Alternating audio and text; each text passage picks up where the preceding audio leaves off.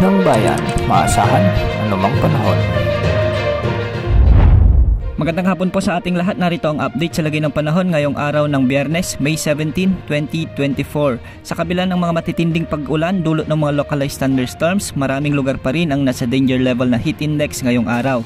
Posibleng makaranas ng 45 degrees Celsius ang Dagupan City, Pangasinan, Sangley Point, Cavite, San Jose Occidental, Mindoro at Zamboanga City.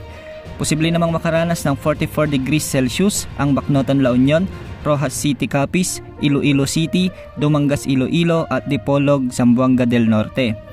43 degrees Celsius naman ang posibleng maranasan sa Naiya, Pasay City, Sinait, Ilocos Sur, Itiagi, Isabela, Clark Airport, Pampanga, Baler, Aurora, Puerto Princesa City, Palawan, Cuyo, Palawan, Virac, Catanduanes, Giwan, Eastern Samar at Cotabato City, Maguindanao.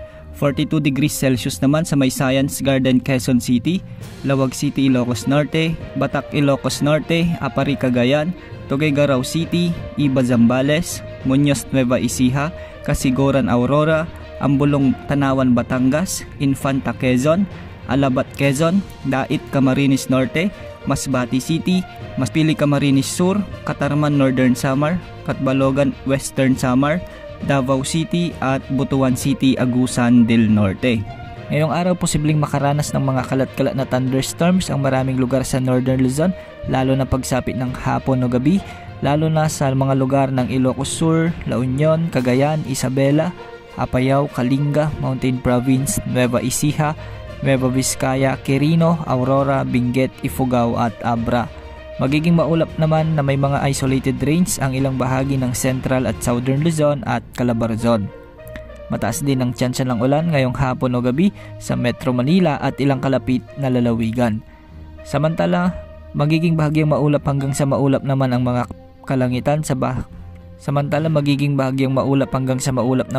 kalangitan sa bahagi ng Visayas at sa mga susunod na oras ay posible na ring makaranas ng mga localized thunderstorms ang eastern at central portions ng Visayas at meron na ring mga kalat-kalat na pag-ulan sa bahagi ng Palawan.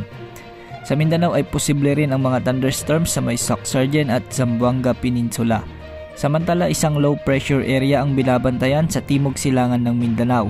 Ayon sa datos ng Joint Typhoon Warning Center, sa kasalukuyan ay may lakas na ito aabot sa 35 km per hour. Ayon sa mga weather models na GFS at ECMWF models, tumataas ang tsansa na pumasok ito ng Philippine Area of Responsibility. Sa ngayon ay mababa pa naman ang tsansa nitong maging bagyo hanggang sa susunod na 48 oras at wala pa itong epekto sa ating bansa.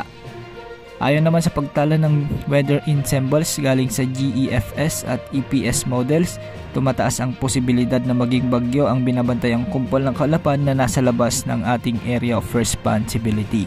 Bagamat mababa pa rin ang tsansa sa forecast ng Tropical Cyclone Threat Forecast ng Pag-asa, hindi pa rin inaalis ang posibilidad nito na mabuo sa susunod na linggo bilang ganap na bagyo. Pinapakita sa forecast na posible itong lumapit sa kalupaan bago ito lumihis papalayo. Maging bagyo man o hindi, asahan pa rin ang mga pag-ulan dulot ng masama ng panahon na ito kung sakaling lumapit sa bansa. Marami pa ang posibleng magbago.